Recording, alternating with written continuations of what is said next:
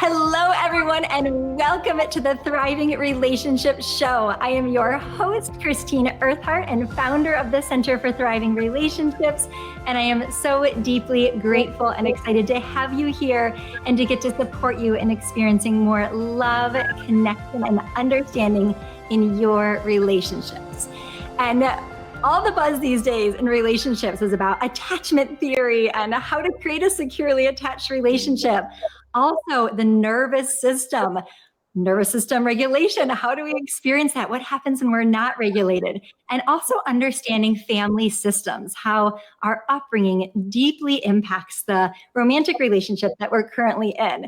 So if you've been hearing about these things and you're curious and intrigued to learn more, you are in the right place, because today's guest is a shining beacon and expert of all these things and so much more. So I am thrilled and honored to get to introduce all of you to Sarah Baldwin. Sarah is a somatic experiencing practitioner and trauma coach who is trained in polyvagal interventions and is on the training team of the Polyvagal Institute. She specializes in somatic trauma healing, attachment work, parts and inner child work, and nervous system regulation. Welcome, Sarah. Thank you so much for having me, Christine. It's so wonderful to be here. And for everyone listening, I am so glad to be with you. And I really deeply hope our time together is supportive.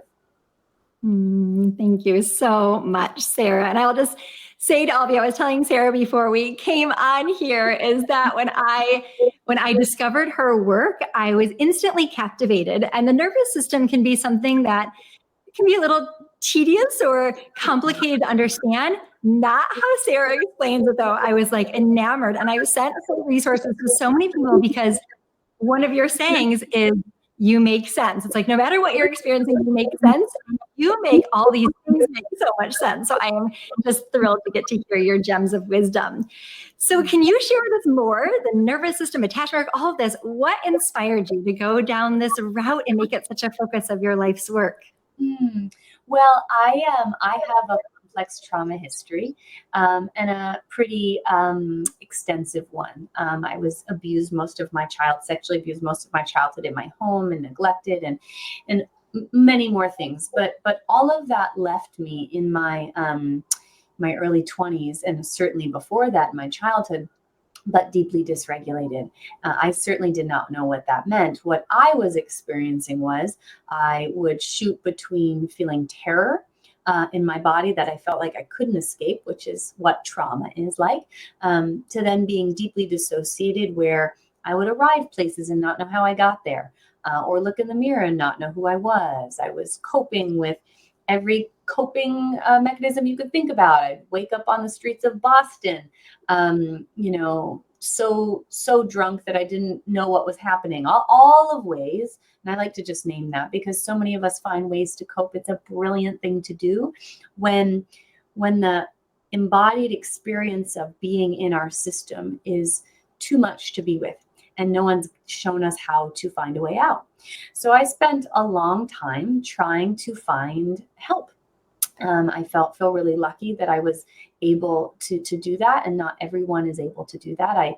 I went to a lot of, I didn't have any money, but I would go to a lot of like free therapy clinics, and had a lot of experiences that were okay, and some that were good, and then some that were really detrimental. And that is because trauma work is not something that every therapist is trained in. And I think most people think that every therapist does trauma work, and that's not true. And so the interesting thing about the world of mental health is, versus the medical field, when I think of the medical field, if I have an eye issue, I go to an optometrist. If I have a heart issue, I go to a cardiologist. If I have a gut issue, I go to my GI doctor. I don't go to an optometrist for a gut issue. That would be strange. So the thing is, with mental health, if you go on Psychology Today, or you go to, a clinic that I went to, or many that I went to, what you're usually going to get is talk therapy or psychodynamic therapy, which is really important. It's kind of like, ophthalmologists are important. But the issue is, when it comes to trauma and dysregulation of our nervous systems, it cannot be addressed through psychodynamic or talk therapy. Certainly that can help, but it's happening in our bodies. So talk therapy is generally focusing on thinking, understanding what's happening. Of course, there's attachment work happening in the therapeutic dynamic, but it's more cognitive in nature. The thing with trauma is it's subcortical, meaning it lives in our bodies where cognition does not live.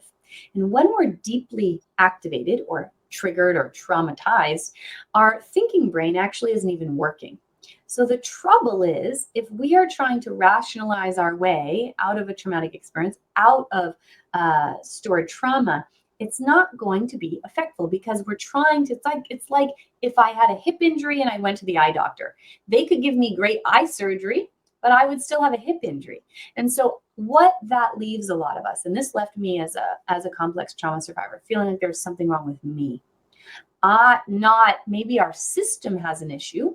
There was something wrong with me because I was going to try to get all of this help. And no matter how many times the therapist told me that I was safe now or there was nothing to be ashamed of, I didn't not feel shame. I still felt ashamed.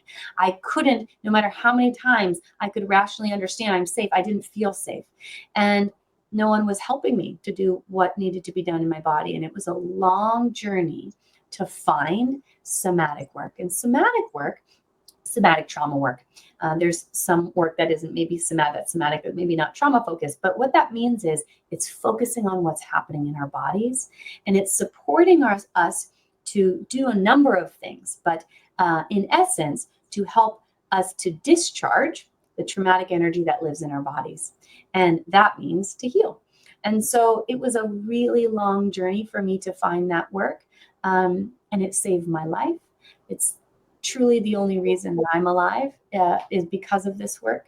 And I never thought that it would ever be possible for me to have thriving relationships. I did not think it was possible for me to be seen in the world. I was completely recluse, like non-functioning. I was so sick, chronically ill. I didn't think I was going to be able to have all of these experiences of really thriving in my life. And what I say to every single person that I ever encounter whom is struggling in any area is, there is nothing special about my story and my nervous system. It's the most ordinary nervous system that there is. The thing that I was lucky enough to have is find support that could actually speak to my system in a way that it understood. And when that happened, everything changed. So because of that, it led me down the road of like, this is the type of therapeutic work I really want to focus on, because dysregulation of our nervous systems has become so common.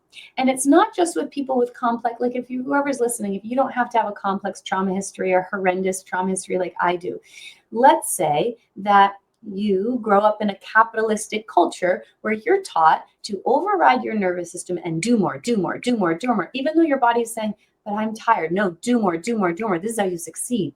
What occurs is that's called overriding our nervous system, we're not listening, is dysregulation. And then what we call burnout.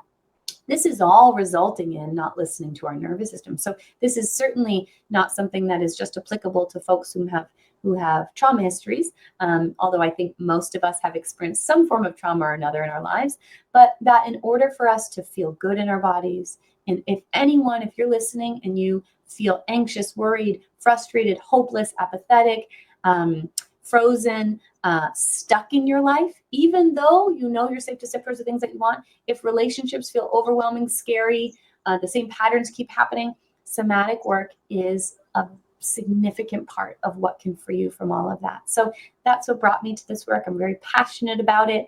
I wish it was in every school and every hospital and every organization. And hopefully someday it will be, so that our world can be free and we can live the lives that we're meant to live. So that's why I do the work I do. Oh, Sarah, I just have chills just bowing to you. Your journey is, just a living miracle that you are who you are, and so much that you've experienced. And I just can't thank you enough for turning that into such service for the world. Really, really, it's like you're just a living example of what's possible. So anybody listening, it's, I think, really easy. We've experienced such enormous pain and trauma in our lives to just not even want to go there, or to think that it's just too much to look at, or I'm broken, or I'll never be able to heal from that. And you're so generous to share your story and your message. I hear you communicate this to people. Like, there's nothing special about my nervous system. It's like, this is really possible. So thank you. And it's such an inspiration, who you are and what you've done. That's the ultimate success, is that kind of personal healing. And then now that you're sharing that far and wide. And I love that you also are, saying all of us can kind of relate to this, and it's not so easy. It's not like, oh, just relax, don't worry about it. No, you're safe. Oh, this romantic partner you're with right now, they aren't your parent, or, that person you experienced some sort of difficulty with in your past. Like, if it was only so easy, we'd all be superheroes.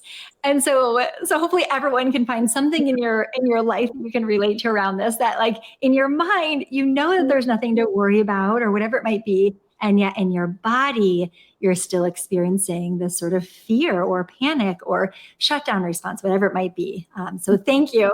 This is relevant to absolutely every human alive on this planet. So cheers for it being in the school system. And so someone who's like, okay, so yes, I can relate to this. Like, I get it's in my body.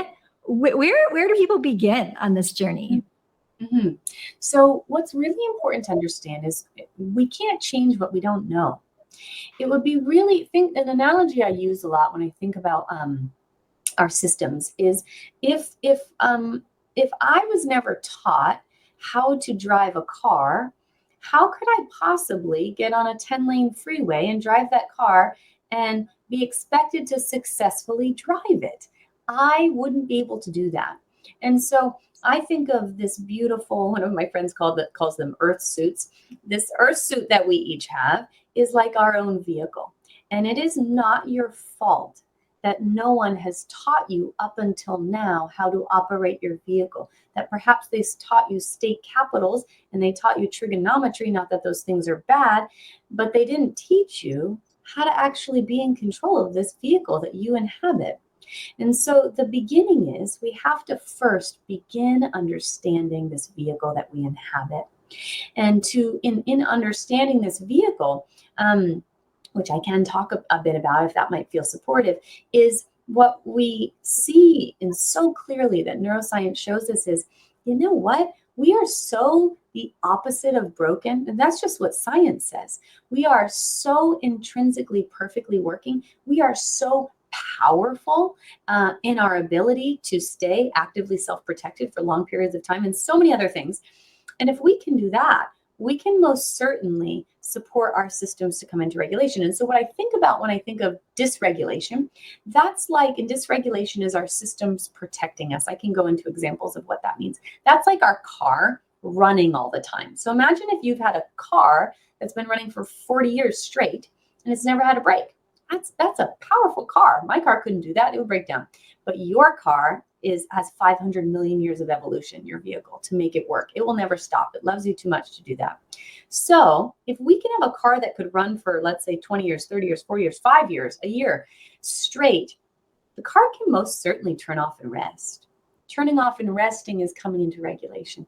So if it can do that, if it can work, so of course it can come into rest. It just needs to be shown that that's safe. And that's what somatic work brings. So number one, we have to understand the vehicle we inhabit. Then number two, we have to learn how to be in the driver's seat of the vehicle. And so those components are absolutely the foundation, the understanding. And then being in the vehicle means, what do I do to actually drive the car, meaning show my system that I'm safe? And that's the work that regulation brings. And I can go into any part of that you might want me to too, but that's the beginning. That is the most important thing first. Yeah, let's go into some examples of that. So we want to get to know this vehicle, and thank you for just your infinite compassion and highlighting for everyone that's listening that whatever strategies you've learned are brilliant. Yes. And maybe there are other strategies that are going to work even better, and to love and accept ourselves through this process. So anything more? I think this would be of great service. Yes. So for everybody listening, I want you to think of an area in your life that you're stuck in right now. Maybe you're stuck in, and I'll give some examples. Maybe you're really feeling like, I want to step towards my purpose in this way. I feel like I'm called to be seen more in the world, or to support others more in the world. Or you know what? I really want to be supported more. I really feel like I need to hire people to help me, but it feels like I just can't. Or I want community. I deeply want that. I feel so lonely, and yet when I try to step towards it, I just can't. Or I want to feel calmer in my relationships and not feel so out of control, unsafe, or trust my partner, but I just can't. So, or I want to feel calm. I don't want to feel anxious. I don't want to feel hopeless. So think of an area where you're stuck right now. And what I first want you to think about is, when you think about being stuck, something that can be so confusing about it is, we think to ourselves, I am safe to have this thing.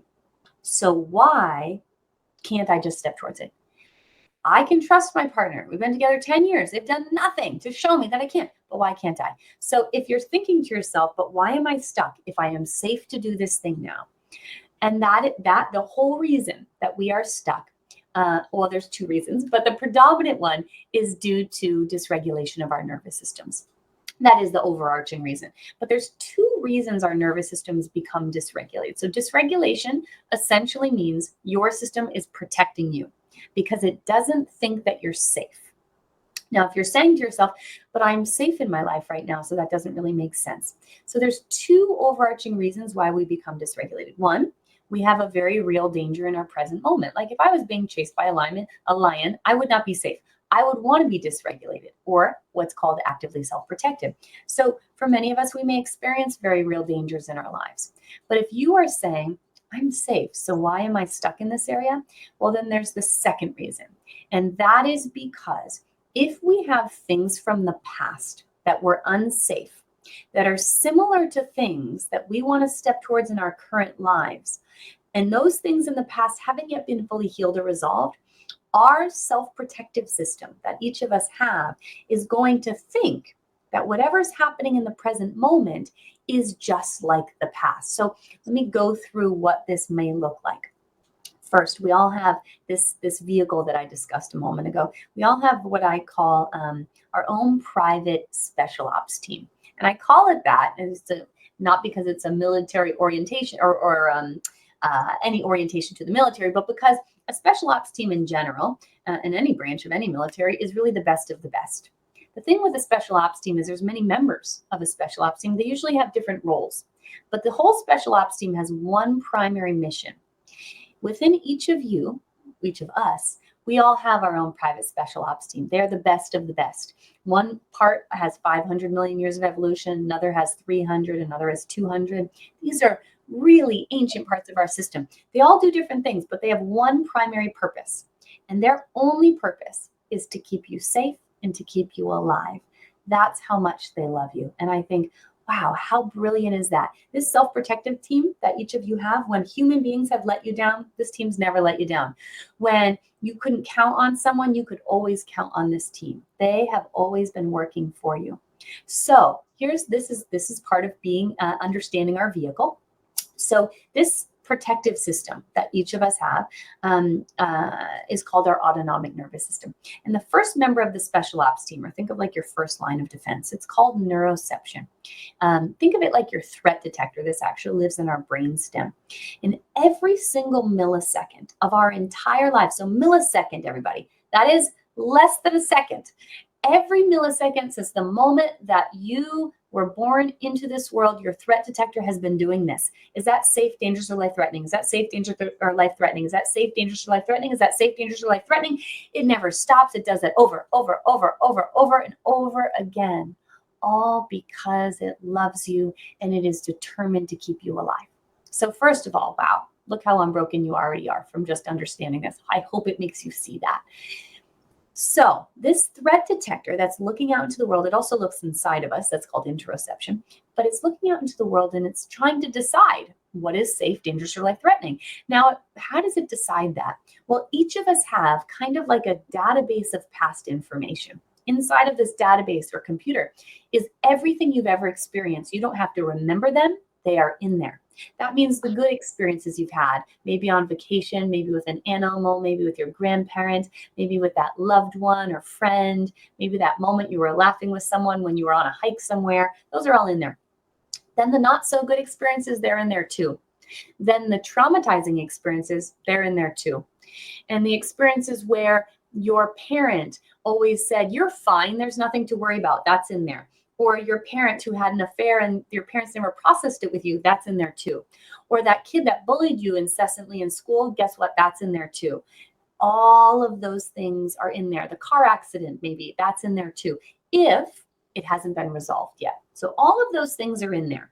And so here's the way your threat detector works. It looks out into your life and into the world, and it looks at things like, I'm going to give you an example. I'm looking outside at a tree outside my house, and in a millisecond, my system looked at the tree and I smiled. Why? Because my threat detector said trees. Trees are nice. What do we look to the database and says, what do we have on trees? Well, my childhood home wasn't safe, but I would go into the woods, and that was the only safe place for me. So in a millisecond, my threat detector looks to that and says, that's nice. Now, before I did a lot of healing of the things in my receptacle, there was a lot of stuff in here. So, for example, let's say sexual intimacy. I might be in a wonderfully loving relationship, and my part of me really wants to have that aliveness in my life. But when I would step towards it, especially because I was abused in my home, if someone's closer to us, it's different than if we don't know them. So if they're closer to us, for the threat detector, they might say, whoa, this person's close to you now. What do we have on people who are close to us that love us? Receptacle. Close to us and love us. Ooh, that's like family. What do we know about sexuality with family? Very bad and dangerous. So when I would try to step towards that in my life, I would immediately go into a terror response, right? And this is all how the threat detector works. Or let's say you have someone has a boss who said, hey, we really need to do a review, a quarterly review. Now, if you had a caregiver who is hypercritical and you were never enough and you were always told you were wrong or unworthy, guess what's going to happen when your loving boss, who's very kind, says, we're going to have a review? Your threat detector is going to look to the database and say, that's dangerous based on the past, even if it's not actually dangerous in the here and now. So the thing that you just thought about being stuck around, being seen, being vulnerable, taking up space, connection with others, belonging, disagreeing, using your voice, receiving. I want you to think about, in my receptacle of past information, was anything like that not safe or not available? Meaning, if you want to step towards community, were you neglected as a child? That means it's not available. So what you're likely seeing, I hope you're seeing, is, oh yeah, there was that thing. And so again, what I want you to see here, this isn't your system punishing you. This isn't happening because you aren't trying hard enough. This is the way your loving system works, because it actually thinks that what happened in the past is happening now. And it essentially says, I love you too much to have you feel the pain of that again. So if I have to choose between your greatest desires and keeping you safe and alive, my dear, I'm going to keep you safe and alive. That's how much I love you. So this system is exquisite. So let's say for a moment here, because again, we need to understand this whole self-protective system or our special ops team. This first line of defense, let's say it says you're safe. Like I looked at the tree. My system said that's safe. When that happens, it's like it calls in, it's like it's hollering to another member of the team. And it calls in something called what's called our ventral vagal complex. And it says, coast is clear, ventral vagal complex, come on in. And I want you to, I'll actually describe what I'm doing in case you're not seeing me on camera or you can't see me. I have my hands by my side, one on my left and one on my right now. And if you can see me, just look at me doing this. So this will be your ventral, your team of ventral. This is your state of regulation. And we only come here when our threat detector says we're safe. So when we're here, my hands are both at my side. So imagine this is like a couple of team members of our ventral vagal complex. They're at my side, which essentially means my whole body is vulnerable. I am safe to be soft, to be vulnerable. I'm safe to be seen. I'm safe to take up space. I'm safe to flow into the life and the things that I desire and want, because my threat detector said the coast is clear. So what I want you to see here is if I am able to be safely in flow, safely exposed, safely seen, etc., then it allows me to step towards the things that I desire. And when we are here in our ventral vagal complex, this is essentially what we experience, or when we experience all the things we would consider good. Things like present, relaxed, joyful, playful, curious, present, connected. Everything's filled with ease, love, intimacy, joy. All the yummy things that we are wanting in our lives happens here. And I've worked with people from all around the world who have lots of notoriety in the world and names you probably know, and having essentially the things we think we might want. And the thing is, no matter how much of the things we might get, fame, money, the company we want, if we aren't living the predominant amount of our time in this state of regulation, none of it will feel good. The answer to a happy life is living predominantly in this state. Not all the time, but predominantly. And the work of somatic work is, how do we get here? How do we live most of our lives here? Which I can talk about in a moment. But before I do, I want to name the places that we do spend a lot of our time in this self-protective system. So remember, ventral regulation, it's my team members are at my side. And the only reason I go here is because the threat detector looked to the database and said, I think the thing happening in your life right now is safe based on similar safe things in the past. Now, let's say there is something in your life that's occurring right now, like an argument in your relationship and disconnection, which therapeutically is called a rupture, but just think of a disconnection happening. And when that occurs, let's say your threat detector is looking out and it sees a disconnection occur. And it looks to your receptacle of past information on relationships, particularly your earliest childhood relationships in your home. And it looks to that receptacle and it notes that when there is a disconnection, love is withheld. Perhaps you had a caregiver whom pulled away, withheld love, and became cold and was distant from you. Or maybe you had parents who fought, and what you noted is after them fighting, they got divorced. Okay, so that's in the receptacle. Fighting means divorce, or fighting means love is withheld. Those are just some examples. Okay, or fighting means they're not going to be there to connect with me. So when that occurs in your adult relationship, even if your partner is loving and they're not going anywhere, you're just having a disagreement, disconnection, the threat detector quickly looks to the receptacle and says, this is very bad. This is dangerous. And in a millisecond, it decides, but we can do something about this. And it calls in another part of your special ops team and it says, hey, sympathetic nervous system, we need your help. And in a millisecond, this 300 million year old system says, not to worry, we are here. And so what I want you to see, if you're looking at the screen, I'll describe what I'm doing if you can't see the screen, is my hands are in front of me. Not like ventral, where the team was standing at my side.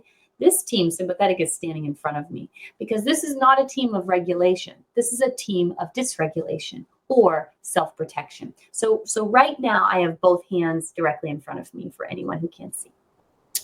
Now, what I want you to note here is, with my hands in front of me, they're very good at keeping out anything. So nothing can really get through. They're standing in front of me. Nothing can get through. The trouble is, I can't get out. And the things that I want can also not come in. So therein lies, by the way, our stuckness. Now, when we are here in our sympathetic nervous system, just so you all understand it, and this may sound familiar to some of you, this will tell you if you've been hanging out with this team sympathetic a bunch, we experience things like anxiety, worry, frustration, fear, terror, rage, panic, agitation, excessive worrying, feeling like we need to control our external circumstances. Our thoughts will be really racing. It can feel like there's a ticking time bomb in the corner of the room. Like there's not enough time. I have to do it now. And if someone said, why don't you do it later? We would say, no, I have to do it now. If I don't do it now, I just won't be able to relax. And we actually really struggle to relax. And we notice that we have too much energy in our systems. And it's kind of like a game of whack-a-mole. If I address one of the things, my system's just going to say, but what about this thing? Now, what about this thing? What about this thing? And I have tunnel vision. I can't think about anything else. So if I'm in the argument, I can't go to work and relax that day. All I think about is repairing the argument and what happened. And maybe I shouldn't have said that thing. And how do I fix it? And we need to talk about it now. If we don't talk about it now, I'm not going to be okay. There's a lot of, so you can see me embodying it. There's a lot of energy in our bodies when we're here. Why? Because this is a really cool evolutionary response all mammals have. An analogy that I use a lot is when we were hunting and gathering, and let's say I was out there gathering with you and we heard the sound of a lion. In a millisecond, our threat detector would say, what is that? It would look to the receptacle and say, well, my cousin was eaten by a lion. I was almost eaten by a lion. My ancestors were too. These are not safe to be around. So immediately our system would say, I think it's far enough away that we can do something about it. So our sympathetic nervous system we go to when our system is saying, I think we can do something. So what we are doing is flooding our system. I'll briefly go over this because I just want you to see how incredible your system is. In a millisecond, this system comes online. It immediately talks to every organ in your body. It talks, your brain is obviously an organ, every single part of your body. And it says, okay, everybody, how much energy can you give up? And your brain takes a lot of energy and it essentially says, hey, you know what? I can shut down our thinking brain because, we're running from a lion. We do not need to learn a new language. We do not need to philosophize or learn about the different grain that we're seeing as we're passing by this area. We don't need to read, etc. So let's turn that part of the brain off. So all that energy can go towards us trying to get away. Our digestive tract says, oh, we take up a lot of blood and energy. Let's shut that down. We don't need to digest our lunch. All that energy can go towards survival. Your immune system, your system says, who cares about a cold? We're trying to live right now.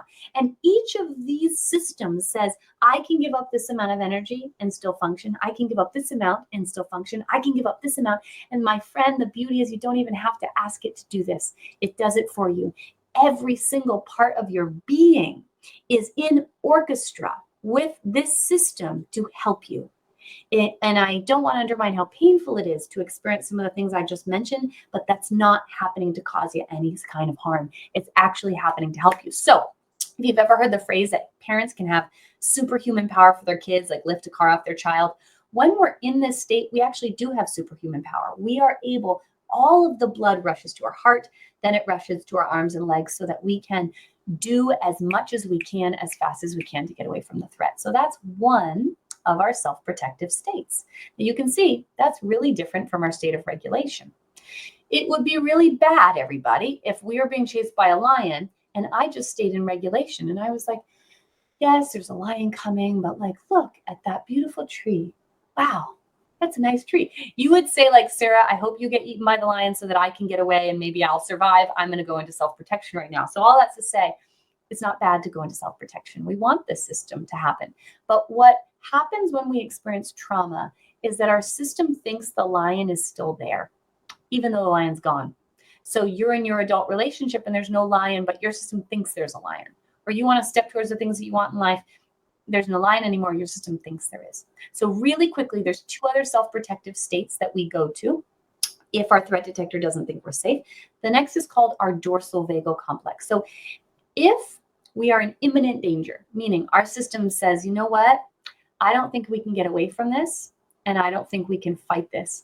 This is very common in our childhood homes. I can't get away from this, and I also can't make it stop because I don't have power here. Whatever that might be, that our systems are so lovingly say to us. So the threat detector says, I think this is life-threatening. It says, hey, dorsal vagal complex, come on in. This team comes on in. And it's the opposite of that sympathetic system, which was lots of energy mobilization.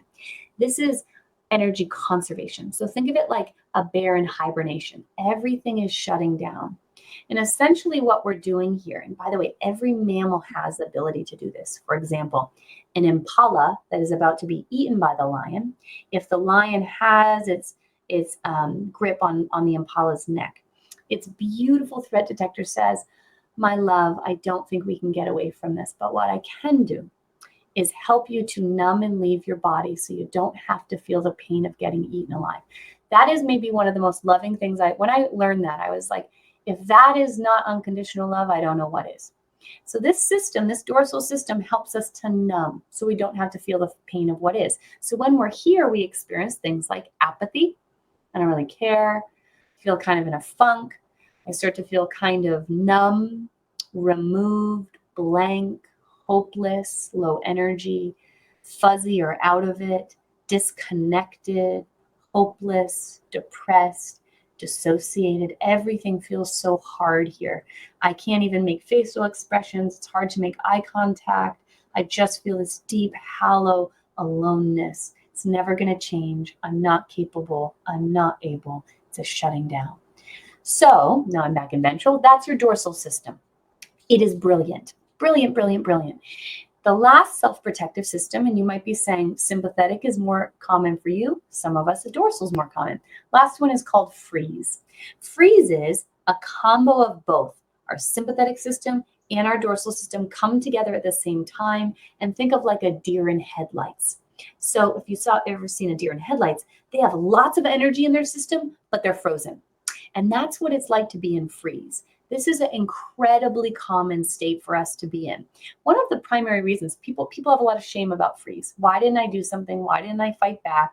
Why didn't I say something even? And what I want you to know is this was your system saying this is the right choice. And the reason why sometimes our system chose freeze over the collapse shutdown is because in freeze, our system might be saying, I don't think it's quite as dangerous as I'm going to get eaten by the lion in this moment. It's very dangerous though. I think I might be able to, if I freeze, I might be able to then go into sympathetic and run away. And so we have a quicker route to our sympathetic system if we're in freeze versus us in shutdown. I spent a lot of time in freeze. Actually, I'll just give an example from the other day. I was watching someone's dog ran in the road, and luckily the dog was okay. But the person who owned the dog, who loved the dog so much, went into freeze, meaning they didn't run into the road. They couldn't even scream. They didn't do anything. Someone else ran into the road who didn't go into freeze because it wasn't their dog. So it was less traumatic for them. And that person wasn't doing that because they didn't love their dog. They were doing it because their system said, this is so dangerous. Likely you could get hit by the car and die. I don't want that to happen. And so this is the rightful response in this situation. The same as if we were in a situation where we were being berated by someone and we think, why didn't I walk away? Because your system said it would have been more dangerous to walk away. This was the right choice. And in your life, you might experience freeze like this. Think of the thing you're stuck around. Let's say it's you wanting to start your business. So you sit down at your computer, like, there's so much to do. I'm so behind in life. Everybody else is so far ahead. Like, where do I start with the emails? Or maybe I start with email marketing. Do I start a podcast? I don't know. Maybe that's a good idea. I saw someone had a podcast. Wait, do I need to hire a VA? I'm not sure where to start. There's so many things I need to do. I have a list of 100 things. I can't do this. It's too much. I can't do this. I just need to take a nap. It's too much. I can't do it. No, but I have to do it. But I can't do it. But I have to do it. But I can't do it. Or you want to text that, you need to text that person back and tell them you're not interested in having a relationship with them. But in the past, it wasn't safe to say your truth and they're worried of hurting someone. So part of you is like, I really need to write them back. No, I can't do that. That's too much, but I really need to, but I can't, but I really need to, I can't. Or looking at your finances. I really need to do that. No, it's too overwhelming. I can't do that. I need to, but I can't. And you spend 8 hours in this ping-ponging without actually mobilizing towards it. That's freeze. It's an exhausting state to be in. It is not nothing. So this is a well, it's actually not that long-winded because there's books written on this that are thousands of pages long. But this is an introduction to the vehicle that you live in. And here's the beauty of it, everybody. When we're not in control of our nervous system, because this is our autonomic nervous system, our vehicle, that's okay because it has the ability to go on autopilot for us, meaning cruise control. So if I'm not in the driver's seat, this system will still work for me, meaning, and yours is working for you right now. It's doing exactly what I described. The threat detector looks to the database of information. That's how it decides if you're safe or in danger or in life-threatening danger. It in a millisecond makes the choice for you and will either put you into self-protection or dysregulation or put you into regulation. So we have to understand that system in order to change anything. The next step after understanding the system is how do we get in the driver's seat? But what I hope in hearing some of this is that it's showing you that you make sense. It's showing you that you're not the only one, not only every human, and us humans tend to think that we're like above the animals. We are also a mammal. Every single mammal has this same exact system. You are not alone. There are millions of people in the world right now in their sympathetic nervous system. If you are there, please know you're not alone. If you are shut down and hopeless and depressed, there are millions of people who are in that same place as you right now. I know when we're there, we feel like we're the only one. And I want you to know you're not. The same goes for freeze. And I spent decades in each of those myself. And I want you to know your system knows how to come out of those places. It just needs to be shown the way. Oh, Sarah, so good. Those analogies and your examples, I have no doubt those that are tuning in, you can kind of see maybe where, right, we tend to have one place we hang out maybe a little bit more sympathetic. Do you kind of go into hyperaction mode, or that dorsal, maybe withdrawing, kind of shutting down, or the freeze, where you kind of feel like stuck in the midst of both of those. So hopefully you're all like, oh yeah, I think maybe my partner goes a little bit more here. And we a lot of times in relationships, maybe one partner goes into sympathetic. So you go into, I want to fix this. I want to talk about this. I want to process this. We need to take care of this right now, which can actually, send their partner even more into a dorsal, that kind of withdrawing response, not because anybody is to blame or anybody's doing anything to anybody. It's just the language of the nervous system and not feeling safe. And so I love the how, and like kind of going into the how. And I'm curious, because this comes up so often in relationships, because of course relationships can be the most terrifying thing. It's the place where we share most intimately, mind, body, heart, and spirit, and where our partner. People oftentimes ask us, like, why does this show up in my most romantic relationship more than other places? Like, why can I be so unkind, or whatever it might be? And it's like, oh, right, because this person impacts our needs, whether or not they're met. And we're just more vulnerable and exposed with this person more than oftentimes any other place in the world, any other area of our life. And so I'm wondering, just any words of wisdom you have, especially for partners, like when we're witnessing our partner in one of these states, because I think so innocently, sometimes we can do, and I've been there, like the very thing that makes it worse. So I'll let you share in your own eloquent way. What do we do when we watch on just a day-to-day basis? Yes. Well, something I just want to name about attachment. So it's wonderful that nervous system stuff and nervous system regulation and attachment and other things have become quite buzzwords. And the issue that I find with most people are in is that all of these things are given from a cognitive lens. So, for example, if you've read the book Attached, it's great to have that information. But anyone who's read that book or any book on attachment, you might think, oh, that's really cool. That makes sense. Yeah, I'm anxiously attached and I'm avoidantly attached, or yes, I'm disorganized. And that makes really great sense. But then you get into your relationship and all that goes out the window and you feel out of control and so on and so forth. So the thing about attachment is we can't learn our way into a secure attachment. A secure attachment means relationships, really the resulting relationships filled with ease and intimacy, love, support, all the yummy things we want in our relationships. And I can go more into that in a moment. But the way that we come into a secure attachment in our relationships is through first understanding our nervous system. These two theories go together. So here's the thing. If you said, and you might say, like, how'd you know that, Sarah?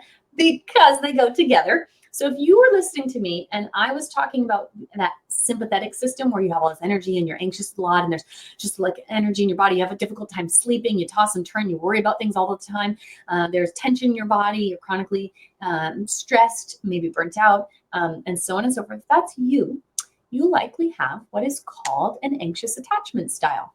And here's why. Because if we had earliest childhood experiences where our caregivers were sometimes available to attune with us and connect with us, and then sometimes not, maybe because they were activated, maybe because they were busy and not around, it is very common for our systems to say, wait, my caregiver is sometimes safe and available. They're just sometimes not available. So your nervous system brilliantly said, but we can do something about this. Let's do something about this because they're sometimes safe. So we got to get them close because I'm only okay if they're close to me. So you use your sympathetic nervous system in order for you to feel safe in relationships, which is a brilliant, brilliant thing that we do. Now, if you had caregivers who were dangerous or not there for you, neglectful, then your system learned, it said, wow, I need connection because all children need co-regulation, connection with another, but I don't have it. And I don't want to feel the perpetual pain of never having that. So your dorsal system comes in and says, but my love, I can disconnect you from that feeling altogether. And so what we do is we build an island all to ourselves, and we figure out how to navigate being alone on that island. And so for us, we're going to use that dorsal system where we feel kind of numb, disconnected, a little shut down, and resource that system. If we find ourselves if we had caregivers who are sometimes safe, sometimes dangerous, we never know what to expect. So our system is going to use that state of freeze. I don't know what's going to be coming towards me. And in our relationships, that's going to look like wanting people close, but when they're close, we push them away. But when they're far, we want them close. When they're close, we push them away. In dorsal, as people come towards you, they're like, I would like to move in with you. I want to know more of you. I need you. I'm in distress. I need you. What is my system going to do? It's going to say that's dangerous because I'm not used to this, or people were dangerous. And so I'm going to pull away and shut down. Now, what I want you listening to see here is, did you note that I did not name your partner Kevin, or your partner Sharon, or your partner Ted, or your partner whatever, Sparkle, whatever they are? I didn't name your partner. We're not talking about your partner. Why? Because this actually has very little to do with your partner. All of this stems from what happened in my earliest childhood experiences. And you remember how a minute ago I said how that threat detector works? It looks to the database. So your romantic partnerships, what are they most like? Your earliest childhood experiences in relationships. And that's the blueprint your system got. So it says, what's romantic partnerships? They're sometimes not available for you. And what you need to do is get them as close as you can. That's the only way you're safe, and do it at all costs, including not having needs, disregard your own truth, whatever it takes, just get them close. That's what you need. And that's how you're safe. If you had caregivers who were dangerous or not there, your system learned, don't let relationships close. They're not safe. You need to go to an island by yourself. And that's the only way you're going to be safe. And if in the disorganized, it's a little bit of both. Come here, go away. So that's how the blueprint is laid. And so what I want you to see here as you think about yourself, if you're in partnership, think for a moment about, what's my partner's blueprint, or partners if you have multiple partners. What are my partners or partner's blueprint? Or if you are in a relationship now, think of a previous partner. What was their blueprint? What is mine and what was theirs? And immediately when we can understand our vehicle, when we can understand our autonomic nervous system, that's what I'm talking about here, and understand what this is rooted in, what I want you to see is, if you have a partner whom goes to their island and pulls away, that has to do perhaps with their father or mother that beat them up, or that was never around for them or neglected them. And there's a part of them that is so scared that that's not over. And it has nothing to do with you. It has everything to do with their system trying to keep them safe. By the way, the same goes for you. Let's say you're listening and you have more of that anxious attachment, and your system is like, I need you close to feel safe. And your partner says, well, you don't trust me. Why don't you trust me? Like, I was just 20 minutes late from work. I wasn't having an affair. I can't. Like, why do you berate me like this? You can see it doesn't actually have to do with your partner. It has to do with this young part that is saying, I think I'm going to die without connection, because you know what? Kids can't function without co-regulation. When we're young, we can't regulate our own nervous systems. We actually need that. So what's so imperative, and is when I'm working with couples, and by the way, individuals as well, is that if I can start seeing things through the lens of the nervous system, what I see is, what I want you to think about, everybody, is, if you have a partner who goes into dorsal and pulls away, what I want you to start thinking about is, instead of making meaning and saying they don't care about me, oh, my partner's nervous system took over on autopilot, and they're in dorsal, and they can't hear me because, by the way, when we're dysregulated deeply, we can't, our thinking brain doesn't work. So we really can't even hear them. They can't hear us.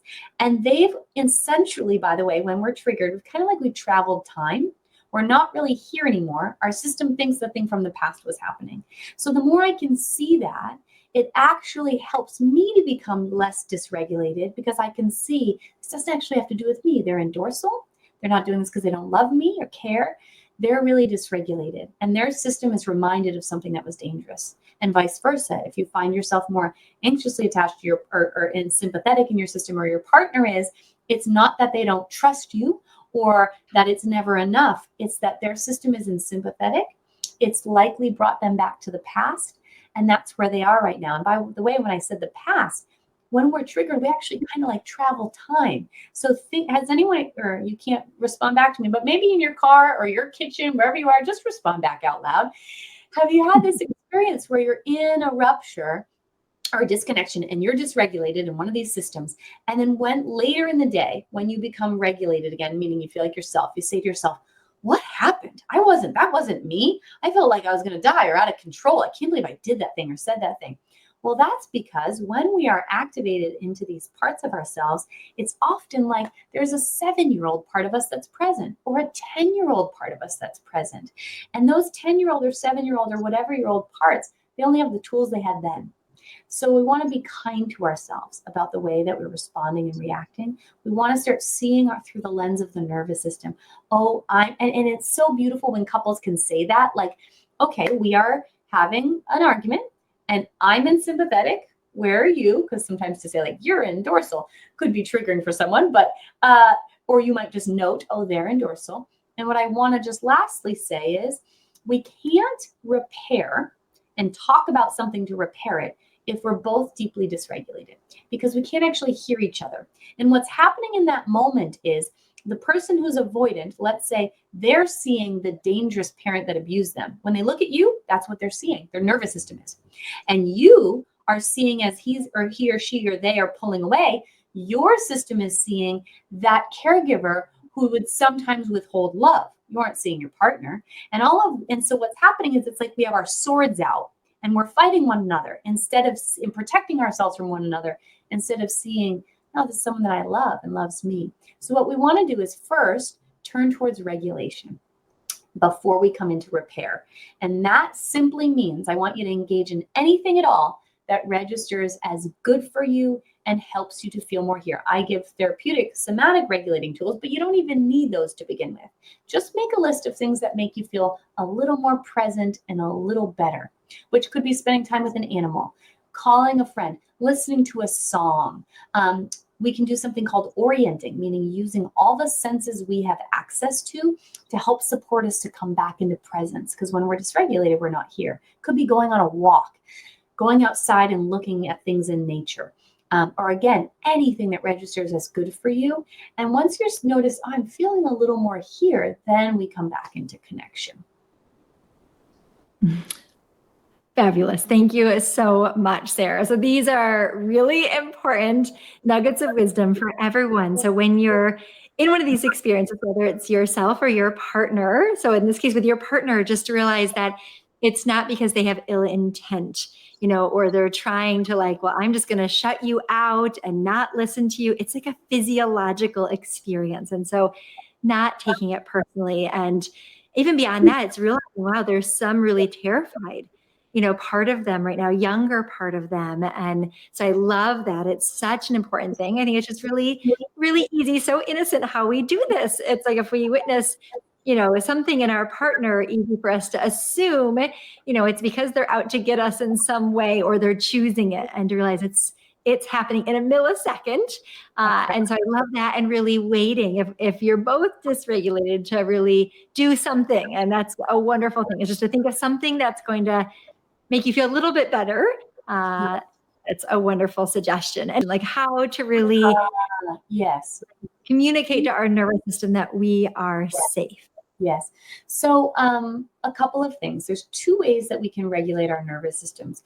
One is called self-regulation. That is things we do on our own to bring our system into presence. The second is co-regulation, things we do with other people or living beings, animals, certainly, and both of which support us to come into regulation. So the thing about regulating this nervous system, the system that thinks we're in danger, it doesn't understand a verbal language. So when I say, if I'm anxious and I say, calm down, Sarah, I used to do this a lot, I'd be on the verge of a panic attack and I say, calm down, I would just probably have the panic attack. You probably have noticed that, folks listening, that doesn't really work.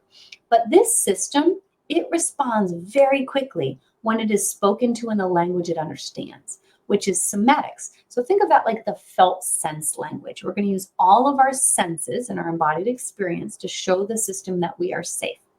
When we are triggered, if we are not in actual danger in the present moment, I want you to think of that like you've traveled time. You're not here anymore. You're back at the experience when it first happened in your life, or your childhood, 2 years ago, whenever. So part of regulating is bringing our system back into this moment here, because it's not here. So the simple tool that I just mentioned with orienting, what I invite you to do if you engage in this tool is use all senses you have access to and do 3 of each of these things. Number one, smell 3 things. And when I say smell it, I don't want you to bypass it. Like I have this like oil on my desk, it's peppermint. And I could be like, all right, whatever, peppermint, moving on. No, we want to, our system's not here. So imagine my system. Think of this for a moment. My system's in 1987 right now. And what I'm doing is through this smell is I'm saying, system, come back here. You're here. You're in 2022. You're not in 1987. Smell this. This is showing you that we're here. We're not somewhere else. And I want you to notice details of the smell, every notes of this peppermint. I would take some time to smell it. Then I might smell a Sharpie marker, or I don't know, anything. Smell a piece of paper. Actually, the harder it is to smell, the better, because you have to look, you have to think about the details of it. Then I want you to see 3, if you have the ability to see 3 things. Now that's different than just saying my wall is white and that's wood. No, detail. So you don't have to be like a Benjamin Moore paint specialist, but what we want to do is notice a detail on a color. Like for example, there's a red in the back of my shelf, but I wouldn't call this red. I would call it Campbell soup red. That's what it reminds me of, the label. So did you see that? Took me a minute to do that. Want to see a detail. Then I want you to hear 3 sounds, if you have the ability to hear, in your left ear, and then 3 in your right. So 3 of each. Then I want you to touch 3 things and really feel it. What is the texture like? Is it pokey? Is it soft? Is it cold? Is it warm? That shows our systems that we're here. So that simple tool supports your system to come back into presence. Other things you can do are things like making sound. There's lots of different, I won't go into all of them, therapeutic sounds that are particularly supportive, but even humming is a powerful regulating resource. It shows our systems, hey, we're safe. So humming, the sound om is very powerful in bringing regulation. Swaying, so moving our bodies. If we're in our sympathetic nervous system, things like shaking, dancing, incredibly helpful. Breathing is a helpful way towards regulation. If we're in, it's different type of breathing we're going to do based on the state we're in. But if you're in your sympathetic system, that lots of energy, or freeze, you want to take shorter inhalations and longer exhalations. That helps bring regulation when you're there. If you're in that shutdown state, maybe just a 2-part rapid breath like this. That's it. But if you're in sympathetic, we want to do a shorter inhalation, maybe for 4 seconds. Hold your breath for 7 if you can, and then exhale for double the time, so 8 seconds. All of those are self-regulation. But then think of anything that makes you feel good after you do it. Gardening, organizing a shelf, wiping the counters down. For some of us, like that feels really good. Listening to a song on the radio, going for a drive in your car, drawing something, being with a pet or animal. Now we're going to co-regulation. So then I want you to think of things you can do with other people. That could even be saying hello to a stranger on a walk. For me, 2 people in my life that saved my life as a kid, and my grandma too, but 2 people I never met, Mr. Rogers and Bob Ross. I grew up really poor and we only had PBS, and that was the only channel I had. So those 2 people, when I watched them every day, I felt a little better. And I didn't know why, but here's why, everybody. When someone has a regulated nervous system, it is truly the best gift we can give the world, because nervous systems read each other. Yours is reading mine right now. And the more I can be regulated, your system responds to that and says, that's nice. That feels good. So when I would watch them as a kid, I had that experience. That feels good. So the reason I'm bringing that up for you, not because you have to love Bob Ross or Mr. Rogers, is because what I invite you to do is think of whom virtually registers as safe for me. And I want you to create a little folder in your phone that has a video of them. And I want you to watch those videos anytime you find yourself dysregulated. It will bring you closer to regulation. It could also be a video of something in nature, an animal. That will bring us closer to regulation too. So again, it's anything that helps us feel a little better, a little more here. But they're all happening non-verbally. It's happening somatically. Oh, I love this so much, Sarah. Thank you so much. Those are really clear takeaways to become present. I love that list of bringing all of our senses in and co-regulation. And I think that's so valuable, because even if we don't know this person, just like what's available to all of us, like everything that you just shared, it's like we don't need anything special or anything fancy. It's available no matter where we are or what we're doing. And so I'm curious, and people are like, okay, how many times do I need to do this to like notice a difference for myself and my relationship? So what would your response be to that? Mhm. Well, what I want to just bring it back to quickly is that analogy of the special ops team. So think about this for a minute. Because that's your self-protective system. Let's say I was actually in charge of a real special ops team, and let's say that I gave everyone their job on a piece of paper, their mission, and I said, all right, you're going to jump out of this helicopter at 4 a.m. into the ocean. You're going to swim 17 miles northwest at this degree. Then you're going to go through this tunnel. Then you're going to do this. Then you're going to do this. And then you're going to do this. And you read it once. And I said, do you got it? Okay, let's go jump out of the helicopter. Now, if we did that, you can probably think about that. That probably wouldn't be a successful mission. But what do these special ops teams do? They practice again and again and again in safety. That's the important word there. They practice in safety over and over. Why? Because they're wanting to build what is called a neural pathway for it. Think of it like a reflex, so they don't have to even think about it. And for many of us, we can want to turn towards regulation only when we're really dysregulated. So when we're really dysregulated, we're like, what's the tool? What do I do? But here's the thing.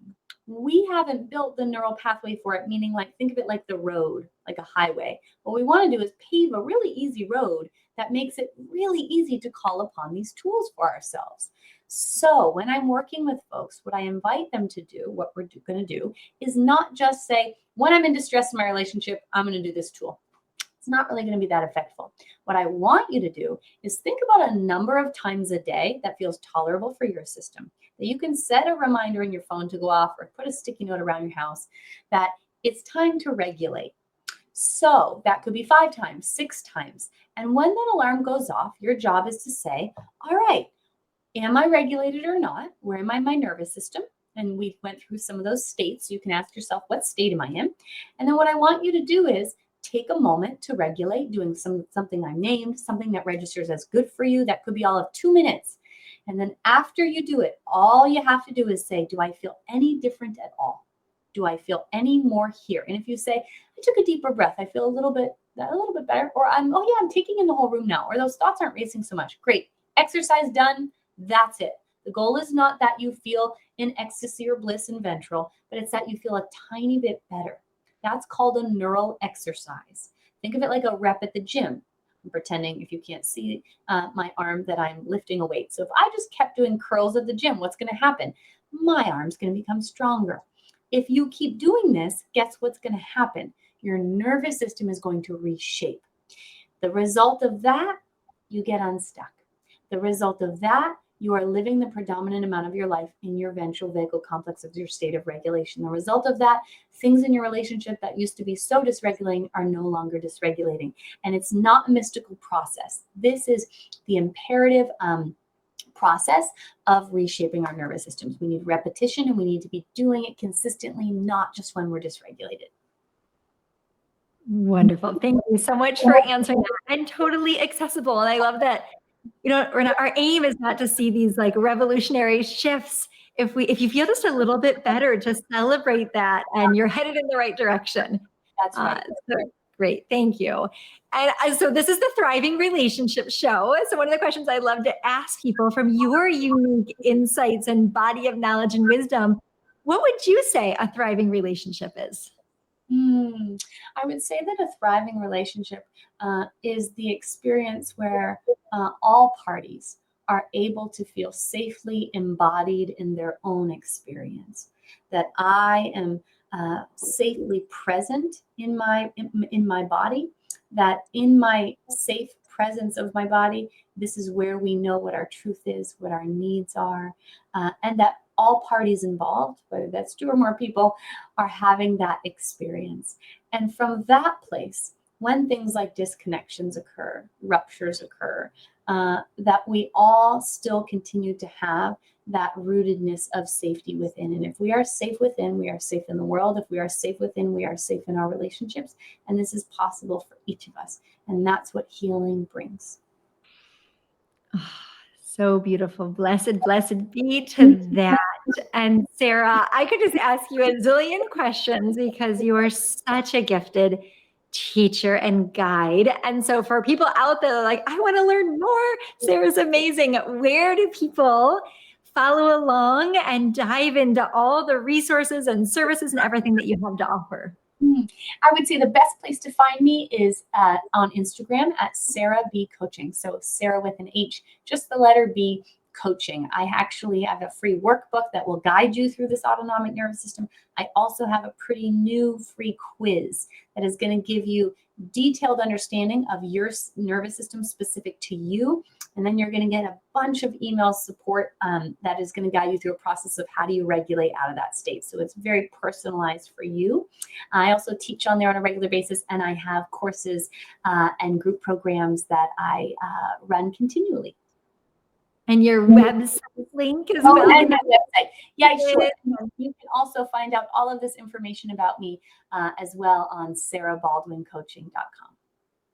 Okay, can't recommend highly enough. You give so abundantly on Instagram. So anybody that's hanging out over there, be sure to follow along with Sarah. I love your approach. It's just like you're kind of everybody's friend and companion on the journey too. Thanks for making this work so clear, so accessible and encouraging and inspiring. And you just really light the path. You're like, I have the flashlight, a really good flashlight, and you're willing to share it, which is such a gift. So thank you for who you are and all you share. Thank you everyone so much for tuning in. And just like Sarah said, it's like the more that we can learn to regulate our own nervous system, it goes way beyond you. I mean, it's everybody in your life. We can feel it. We all have that experience. If you're just around someone, you just feel better. And that is no small thing. So thank you all so much for creating a kinder, more peaceful world with everything that you learned here with us. So thank you, Sarah. Anything that you want to share? Just lastly, thank you for joining me in this conversation. Christine, thank you for having me here. And a reminder to each person that healing is your birthright. Your system knows how to do it. It just needs to be shown the way. I felt that. So beautiful. Big yes to that. Thank you all so much. Sending you all so much love, and we'll see you next time. Thanks so much. Want more support for your relationship or want to become trained as a certified relationship coach to help other couples? We warmly welcome you to head on over to centerthrive.com. Thank you so much, and I can't wait to see you next time on the Thriving Relationship Show.